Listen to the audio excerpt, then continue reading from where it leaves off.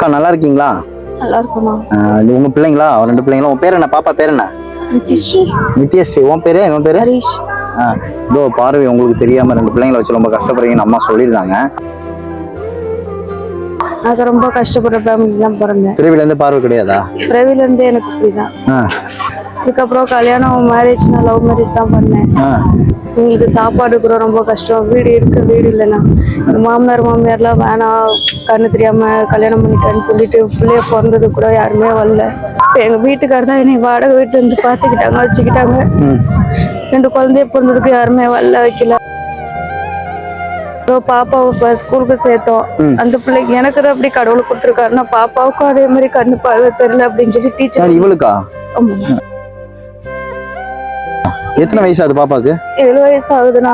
உங்களுக்கு இருக்க மாதிரியே பிரச்சனை இவளுக்கு இருக்குன்னு தோணுதா உங்களுக்கு? ஆமாண்ணா, எனக்கு அப்படிதான் தோணுது. கஷ்டம் வரதான் செய்யும், அதுக்காக கவலைப்படக்கூடாது.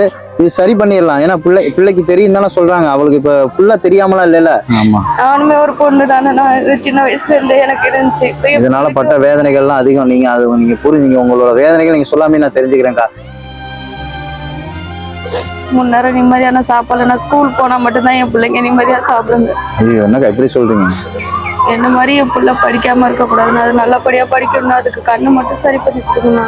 பாப்பா, அண்ணன் உனக்கு கண்ணை சரி பண்ணி தரேன். இது எத்தனை? 4.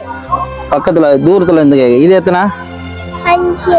அக்கா, அவளுக்கு கொஞ்சம் நல்ல விஷயம்லாம் கொஞ்சம் தெரியதான் செய்யுது.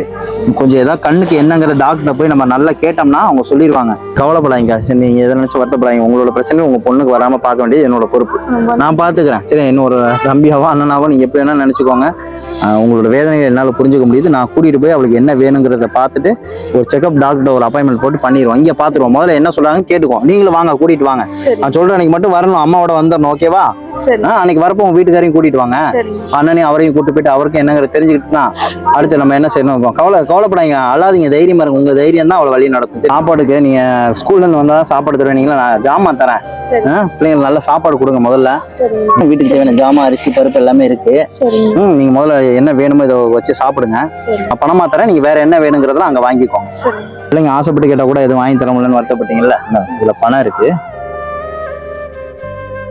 தேங்க்ஸ்லாம் சொல்லுவேன். இது நான் ஒரு தம்பியா உங்களுக்கு தரேன். சரியாக்கா?